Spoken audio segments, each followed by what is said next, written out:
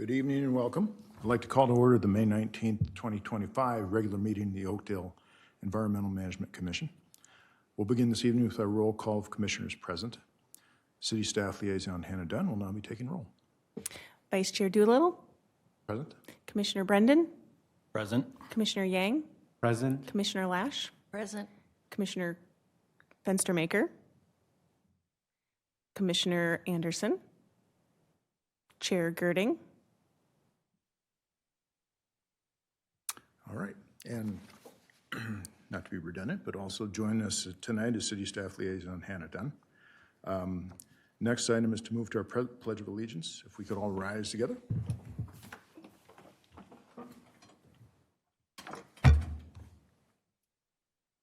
I pledge allegiance to the flag of the United States of America and to the republic for which it stands, one nation, under God, indivisible, with liberty and justice for all.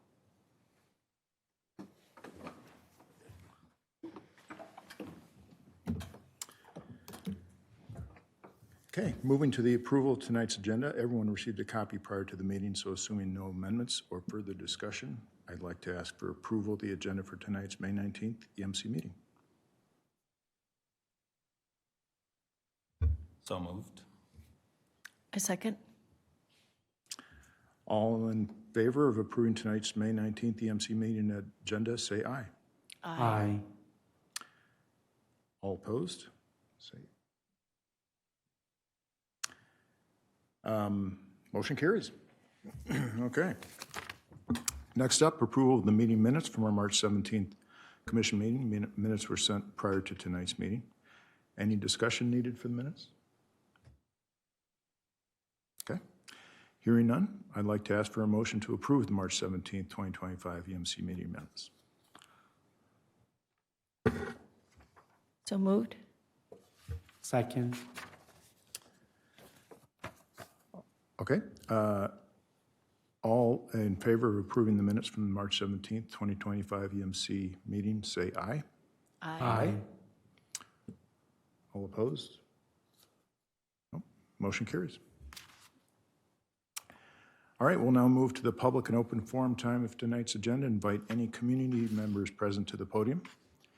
I don't see any community members here, so hearing none, we'll close the open forum. Moving to the next section of the agenda, Environmental Management Commission review. First up, we have a recap of the Eco Fair, which we were all present at. I thought it was a very nice event, well attended for the first time. And turn it over to Hannah Dunn for further observations. Thank you. So as you all know, Oakdale's first Eco Fair was almost a month ago, and it was I think a tremendous success. We had 18 vendors present and saw over 100 people attend. There were also family-friendly activities and a food truck available for visitors. I want to thank all of the commissioners for their presence and help on the day of the event. It would not have been possible without all of you. City staff will be attending an upcoming council workshop to discuss the 2025 Eco Fair and to determine whether it will be an annual offering. So I'd like to share with them your thoughts and feedback from the event. So I'm going to open it up for conversation about what everyone thought went well at the event and what improvements could be made at future events if council is supportive of continuing this. So feel free, any big things, little things, all feedback is welcome and will be very helpful in planning. I thought the weather was great, so that was nice. The forum or the venue was very well matched with the number of presenters and all that sort of thing, and so I thought that was good.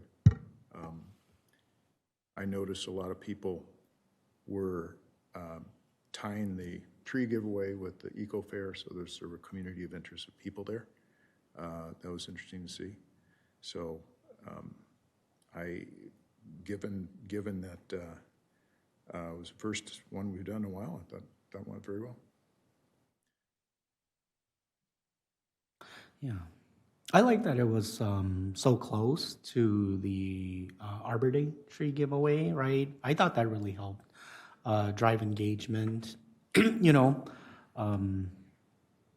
I think the number of people that came through, especially for the first annual one, was really good, right? What I didn't like was the communication, because apparently one of the flyers was gonna come out late that was advertising it. And I know it's not the commissioner's fault or the city of Oakdale, but, you know, that's just how it goes. Sometimes, you know, I don't think there's anything I didn't particularly like, because I don't think anything went wrong, except a few vendors didn't show up, and I was like, what was up with that, especially when they made their commitment, right? I think with the electrical vehicle, because I know we were open to showcase some of that, it might be better to see if a few residents are willing to come, and, you know, they don't have to drive the vehicles, but they could be there to advocate for them, right? Because usually the drivers of electrical vehicles really like them for one reason or another, and that might help sway people more rather than hearing it from a commercial space that does it. Yeah, I thought the number of people that attended was great. We had a different variety of people that were here to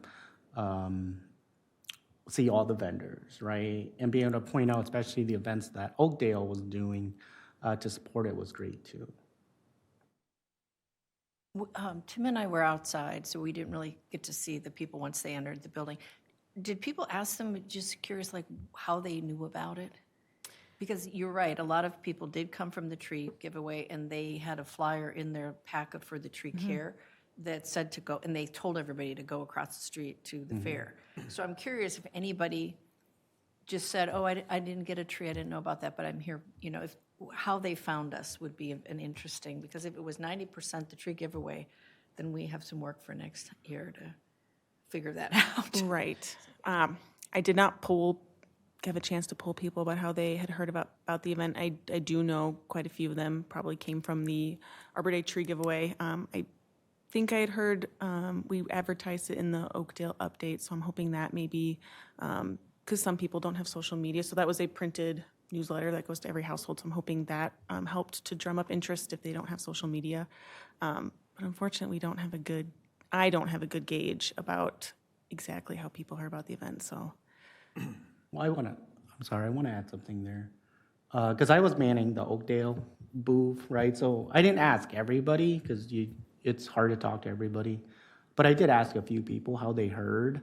A few people did mention that they came from the Arbor Day, right? Because they were like, there's this other event going on the other side. Not in that fashion, but that's why they came over. There were a few people that just lived nearby that saw the sign and knew it was coming, and then they came and voiced some other concerns that we could, you know, would pass on to the city to look into. I didn't hear anybody say they actually saw it on social media, but I think a lot of it was more like we had the physical advertisement along the roads and stuff, and that's what they saw. Opportunity then.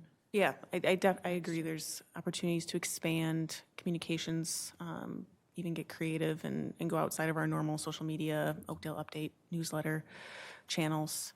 Yeah, absolutely.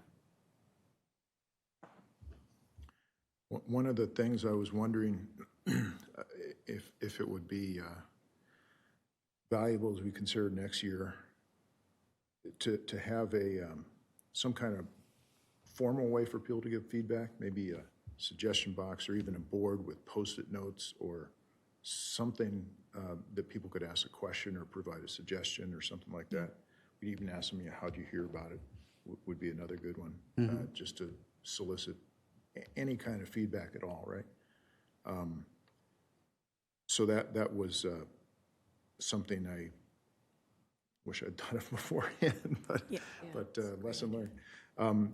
Another one that I was wondering is whether we should consider or invite the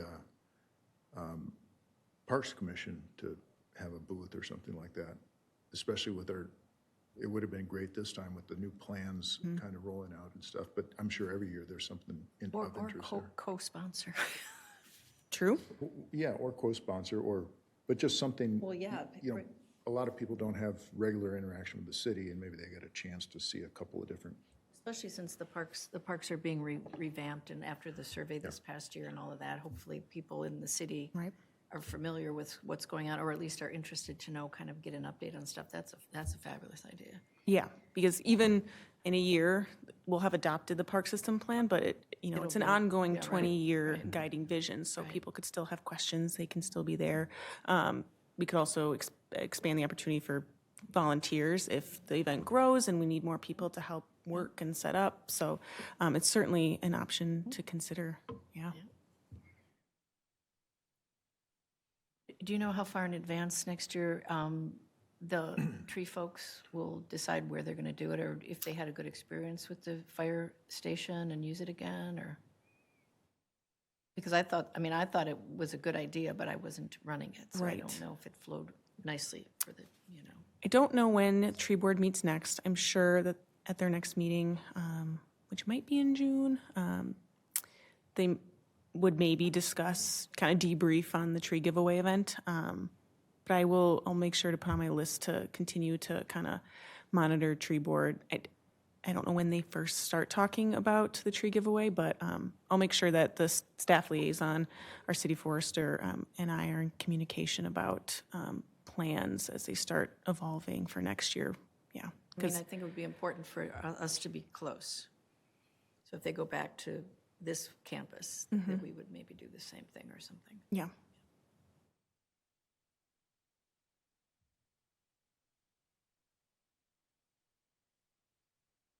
Did you get any feedback from the vendors?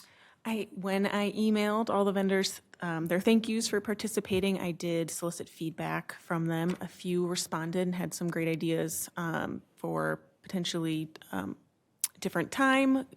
There's some vendors attend a lot of these events and had mentioned that they often start a little bit later than 9, so that could be something to consider if we want to bump it back and have it start a little bit later in the morning. So there was lots of great ideas from a few of them. Some just said it was a great event, loved it, but there were a few that took the time and provided some really thoughtful comments.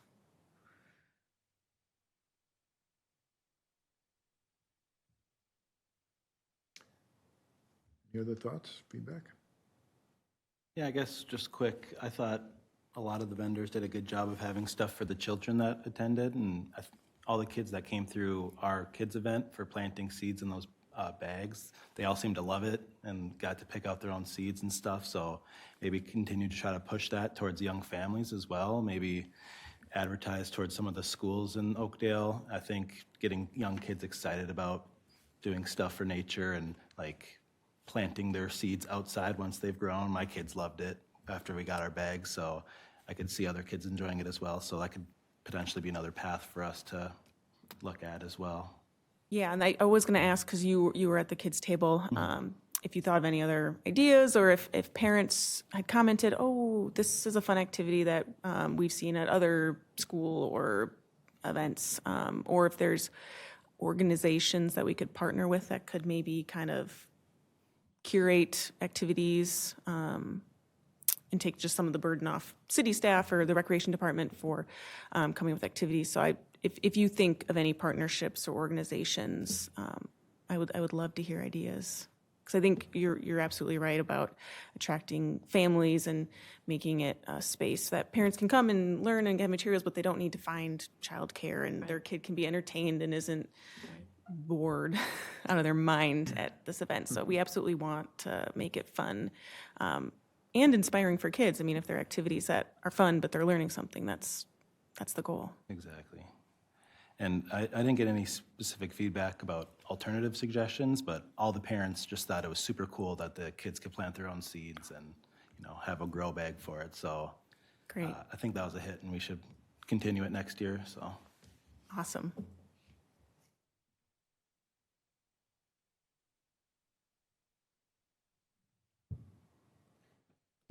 Okay. It's good discussion, good event. Moving on then to new business. We are reviewing Chapter 6 of the City Code of Ordinances, and Hannah will walk through our provided materials. Yes, thank you.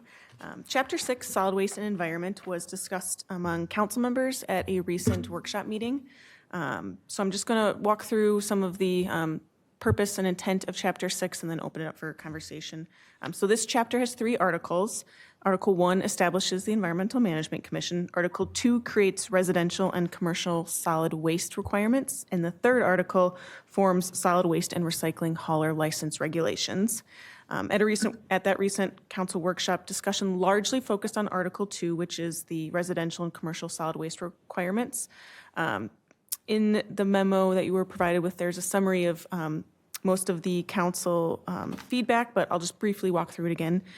So first, the majority of council was supportive of modifying code language to allow containers to be stored in the front yard setback. Based on current code, containers are prohibited from being stored in the front yard.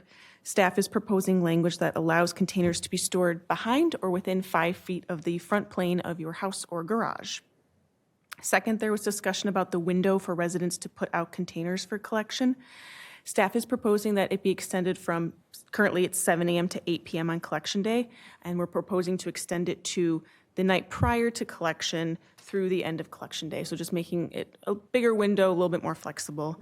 And then third, council members discuss whether to require all multifamily buildings to provide recycling for tenants. According to current Minnesota state statute, commercial buildings that are 1, located in a metropolitan county, 2, contain certain business classifications under the North American Industrial Classification System. This, based on state statute, multifamily falls within the business classifications. And then the third requirement is that they contract for 4 cubic yards or more per week of solid waste collection. So if you meet those 3 requirements, you must collect at least 3 recyclable materials. The current Oakdale City Code language is a little unclear and could be interpreted as requiring all multifamily buildings to provide recycling. At that recent council workshop, the majority of council was supportive of just aligning with the Minnesota state statute. Before finalizing and adopting a new ordinance, the City Council just wanted to provide the opportunity for the Environmental Management Commission to review Chapter 6 and provide input. The full current Chapter 6 was provided in your packet ahead of the meeting so that you had time to review. I'll open it up to comments or questions. If you have any comments or questions on the summary and what the council talked about their workshop, please feel free to give those or ask those questions. You're also welcome to provide input on something that is beyond that is in Chapter 6. So looking for any and all comments.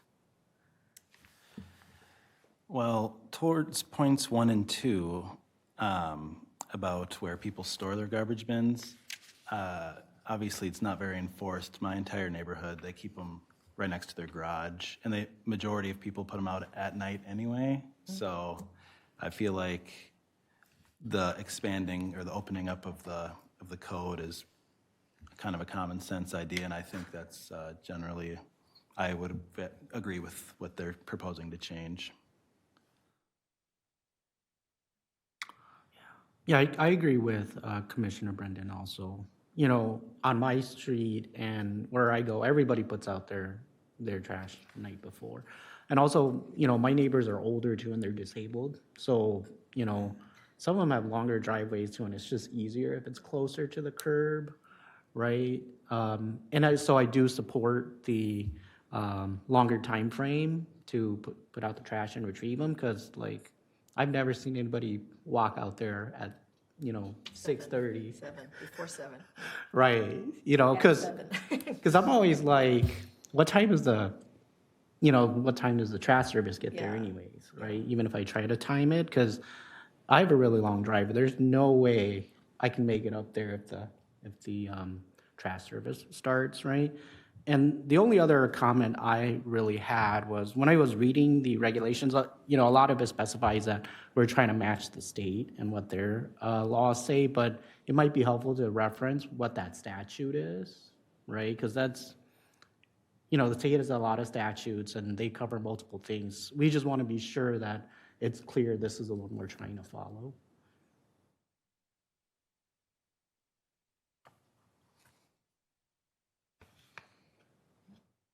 So I do have a question. When they were talking about the collection and collecting at commercial properties, it was mostly towards multifamily units, right, that were considered commercial? right? The current code addresses, it's a little, there's some cleaning up of language Right, that that's could why I'm happen. asking. But the code does address multifamily in one Mm-hmm. subsection, and then I think they refer to them as businesses or firms or corporations, so they don't say commercial properties. Mm-hmm. But there are multiple sections that are trying to address both properties. So this purpose of bringing it to council was, we kind of flagged that, I believe it was Biz Recycling flagged it in our code. It's just, it's a little unclear and could be kind of misinterpreted or interpreted multiple ways. So we were just trying to clean that up, and then it was, well, should we just align with state statute? And just to, if you collect a certain amount of trash at a multifamily, then you must provide recycling. But if you're a smaller multifamily that maybe doesn't meet that weekly waste amount, state statute doesn't require it. So it was up to us whether we want to be stricter on that. And the majority of council was just supportive of aligning with state statute. Yeah. The one thing I read in here, now that I'm thinking about, was, it was, it did say everybody had to have some sort of trash collection, unless they got the exemption, right? But it wasn't very, all it said was you had to submit a plan and get it approved, but it wasn't very clear about what the requirements of that plan was. Yeah, it might have been intentionally left flexible. I'm just saying. Yeah, right? yep. And I totally understand too. It's just, it might be good to spell that out, because I know there's not a lot of families that would probably opt out. Right. Right? But I do know, when St. Paul started their trash collection service under one, there was a lot of questions, because there were families that were asking, because they're like, I produce 1 bag a week, right? So like, is it really worth it to pay for trash service? Because the price has been going up.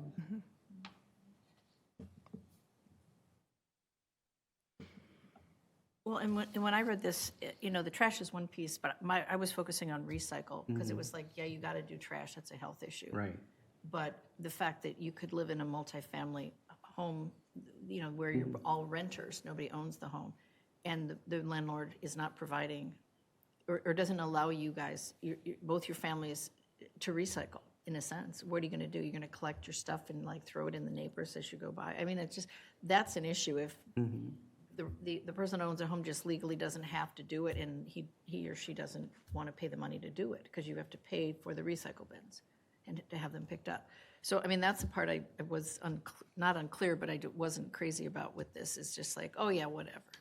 And I'm thinking, well, we're supposed to be trying to improve recycling, the rate of recycling and all this, and one of the concerns or the questions always is about apartment buildings and multifamily homes.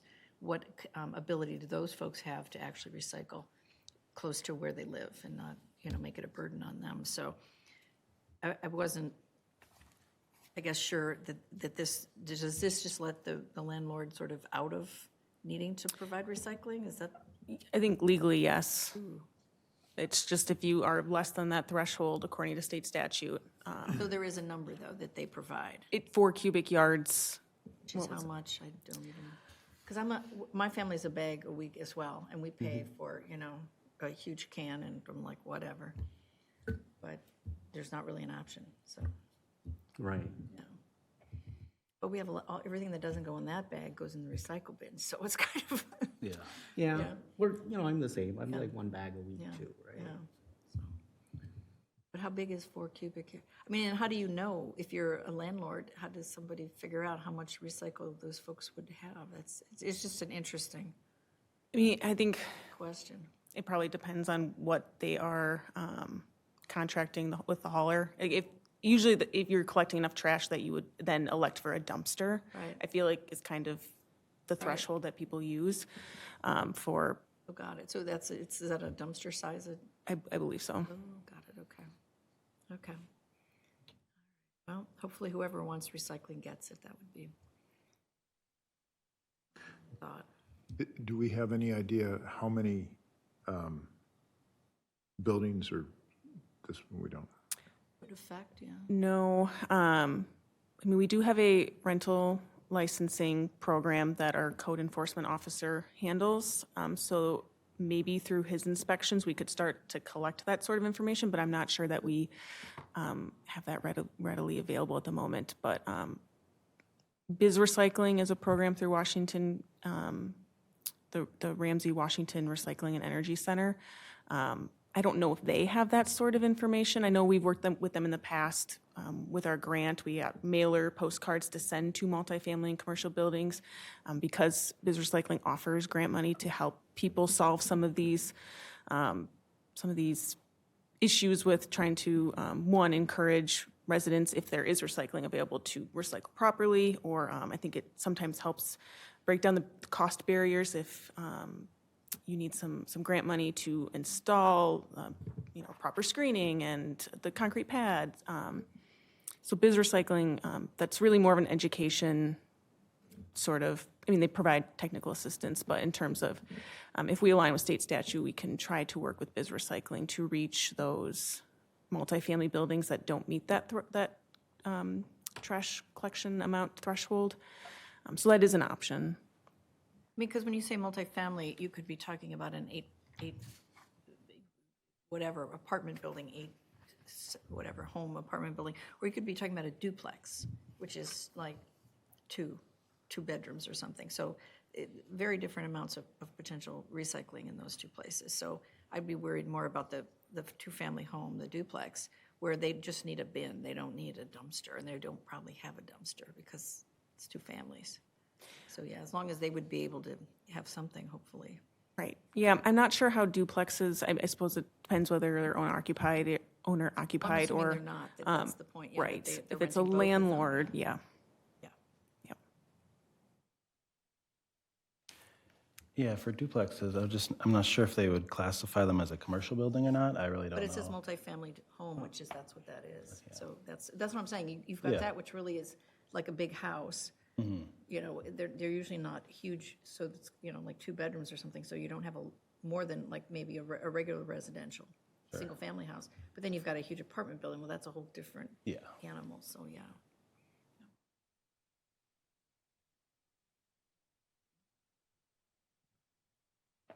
Yeah, 4 cubic yards. I imagine that's like a small dumpster. Hopefully the landlords are doing the right thing.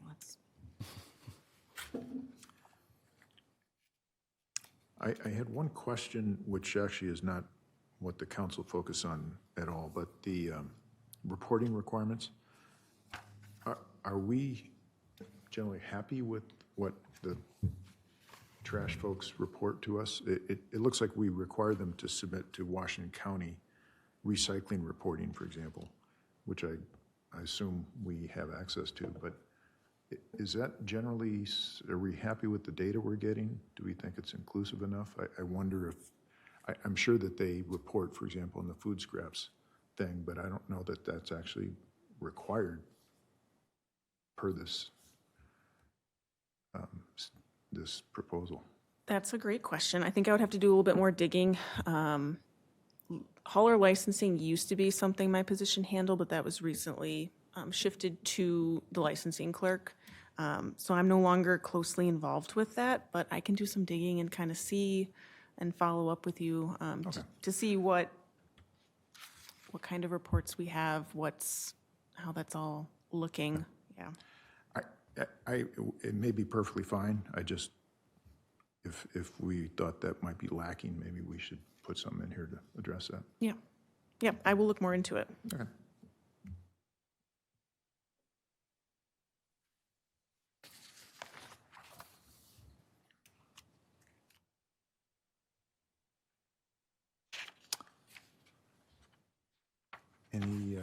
Any other discussion?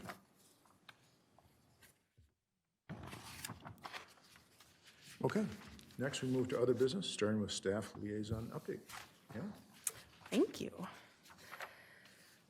First up for my updates is the review of the editorial calendar, and then once discussion about communications content is finished, I have a few general community development updates. So looking at the editorial calendar, the theme for June is renewable energy and energy efficiency. There was a plug today for Home Energy Squad rebates in the Mayor's Monday Morning Minute. then there's also plenty of resources that we've curated in the editorial calendar. So we've got lots to choose from. If commissioners think that some are especially timely or critical, feel free to share your thoughts with me. Otherwise, I will work with communications to figure out.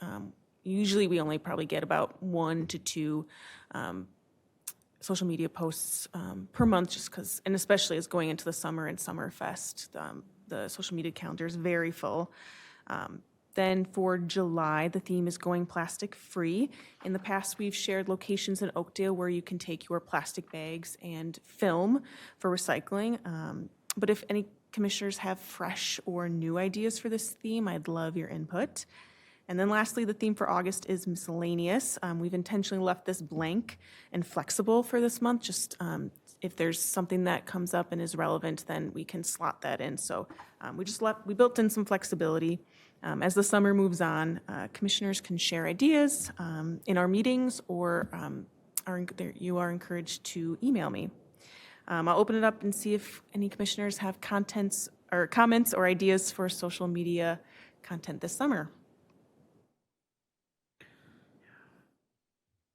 Yeah, the only thing I can think of, and this came up during the eco fair because people were talking to me, and some people were asking how to dispose of batteries, right, and hazardous material. And I was like, well, don't throw it out in your trash. You're supposed to take it to the hazardous disposal center, especially the Washington County one, right?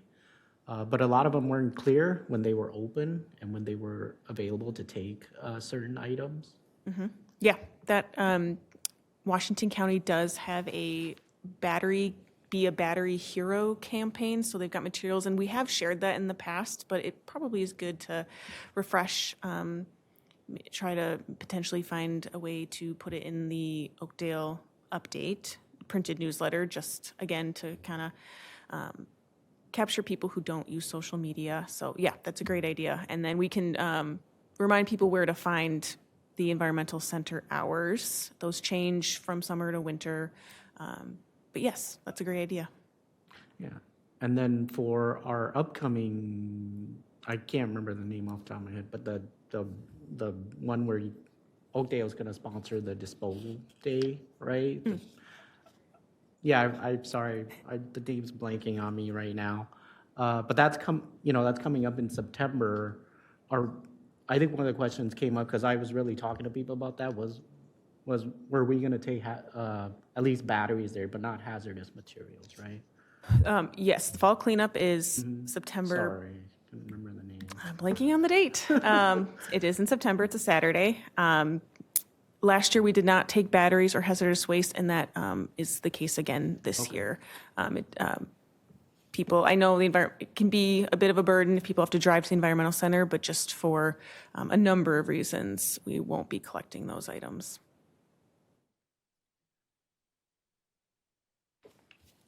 Could we have Washington County there collecting them? So even just the batteries, I appreciate the hazardous waste we don't want to be doing in the parking lot of wherever, but batteries are usually contained, and you would think maybe if they were there to accept them, that would be a real bonus for people who aren't going to drive, but have batteries. Everybody doesn't have old paint, but everybody has batteries. Right. I can. And they're tempted to just toss them into the trash, I think, would, Yeah. I can revisit it, but I believe that was not something that we were going to take and handle. Washington County does have one-day collection events throughout the county that gets one's in Matamidi, so that would potentially, for some people in Oakdale, be closer than that Woodbury Environmental Center. So we can make sure to share that information, make sure that people are aware of those opportunities. Can't coordinate them having a one-day at the same time, same day as. No, unfortunately not. There's all that synergy. I wonder if would they have a brochure or something that we could hand out at? Yep, so last year, during the fall cleanup event, I had printouts for people that if they did come with hazardous waste or batteries or something that we wouldn't accept, we did hand those sheets to people so that they knew how to properly dispose of those.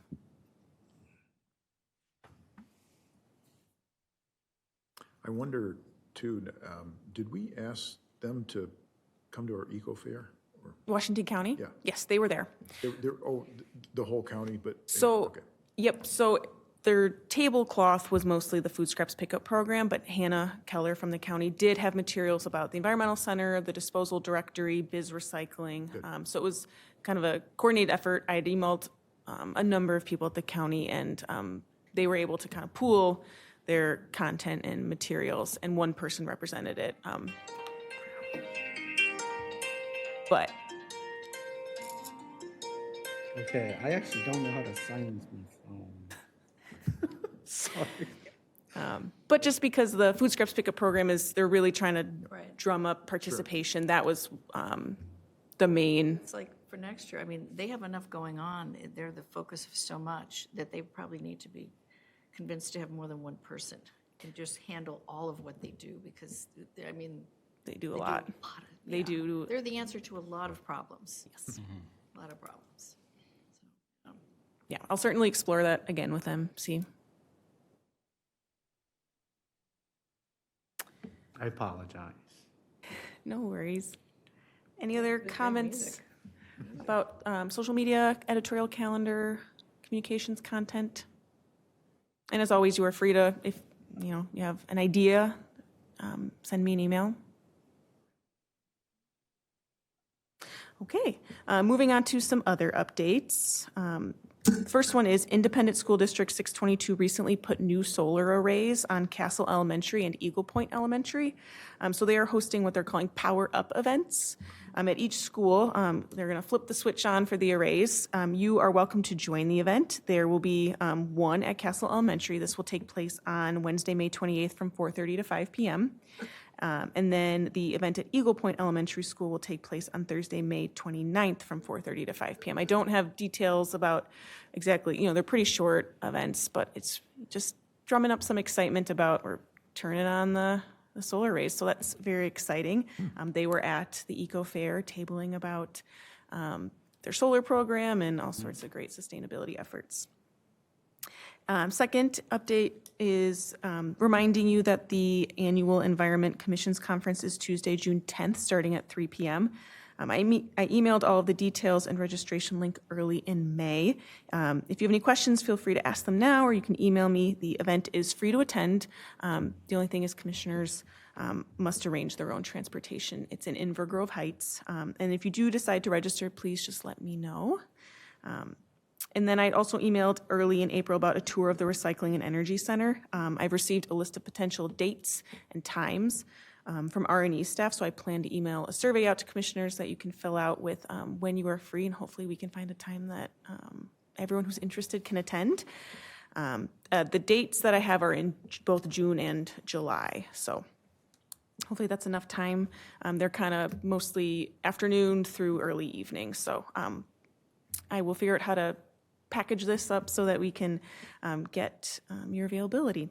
And then lastly, I'd emailed a while ago asking for commissioners to share their preference for the EMC start time and whether they'd like to have meetings move to 6 p.m. or stay at 7 p.m. Based on responses, the majority of commissioners either preferred moving to 6 p.m. or were okay with it. So changing the meeting time requires a policy change that will go through City Council. Before we make any official changes, I just wanted to provide an in-person opportunity to revisit it and discuss and kind of come to a final consensus. So I'll open it up for discussion. Unfortunately, we have 3 commission members not in attendance tonight, so we can have a conversation. I can report back to them and can try to eventually come to a final decision. I just wanted to have an opportunity, an in-person conversation. So if anybody has thoughts or would like to share anything, now's the time. I know for my part, I was okay with moving to 6, but 7, it works fine too. I know in conversations with Chairman Girding that he has not an impossible scheduling issue, but the 6 o'clock time makes it more difficult for him, and it sounds like he would likely have to skip some meetings if it was at 6, depending on logistics for him. So for me, since I'm not strong in one camp or the other, I'd rather not threaten the membership of our chairman. Yeah, if he can't make 6 every time, I'd be fine staying at 7. I have no issue with either time as well, so. Yeah. Well, my preference is 7, and I have no problems moving to 6. It's just sometimes, I'm not gonna say I can't make it, but it just cuts the time to be able to make it to City Hall, right? But I have no problems with the time. Although, I can say if Commissioner Gurdon can't make it, I'd rather keep it at 7 so he can. Yeah, I agree. I originally said that I'd like to move it to 6, just makes it a little easier getting the kids to bed. But if our commissioner, or if our chair is going to be missing, it's not that big of a deal. So I would prefer to have a full set of people here. So I'm fine with, if it makes it easier for everybody, I'm fine with 7. Okay, great. I will revisit it with the other 3, and then when I hopefully email about the R&E tour, I can send out an official announcement about the decision. We do have a June meeting, so we kind of have to just kind of come to a decision so that people can plan. We all have busy lives, so just want to make sure that we're giving you enough warning for if there's a change. So you'll hear from me hopefully very shortly this week about the final decision. So, okay, that's it for my updates. Okay. Moving on to commissioner updates then. The commissioners have anything to share?